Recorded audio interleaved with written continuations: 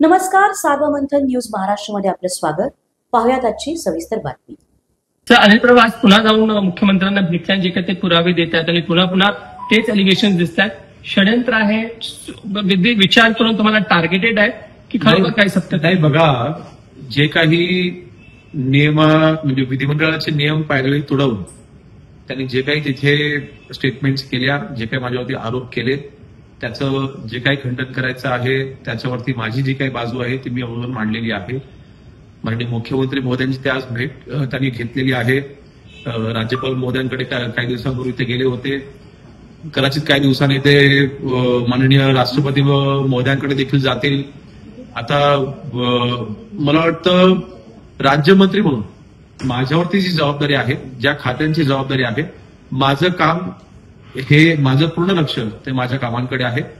हे काय करतायत, हे कोणाला जाऊन भेटतायत, ह्याकडे माझं बिलकुल लक्ष नाही. अशा गोष्टींना माझं मी लक्ष विचलित करणार नाही.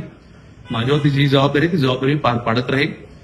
दुसरी गोष्ट, माननीय मुख्यमंत्री महोदयांकडे त्यांनी जे काही कागदपत्र दिले आहेत, मला वाटतं खोटे आरोप करून मला बदनाम करण्याचा जो काही त्यांचा प्रयत्न चाललेला आहे, त्याची दुसरी बाजू ही माननीय मुख्यमंत्री महोदयांकडे नक्कीच मी देखील माझी बाजू मी सांगेन.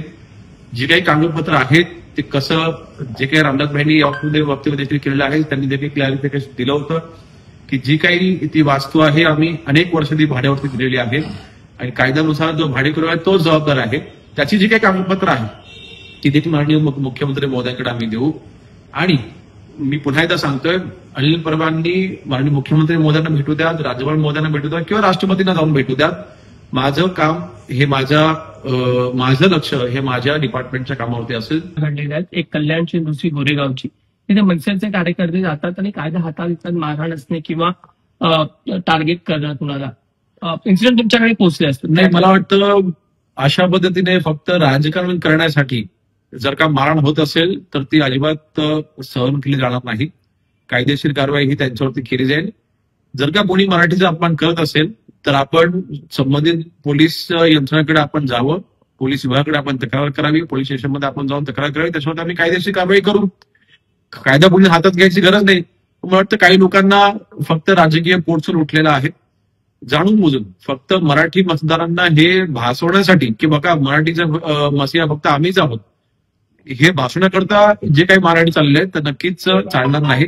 त्याच्यावरती कायदेशीर कारवाई केली जाईल. सार्वमंथन न्यूज महाराष्ट्राला लाईक करा, शेअर करा, सबस्क्राईब करा.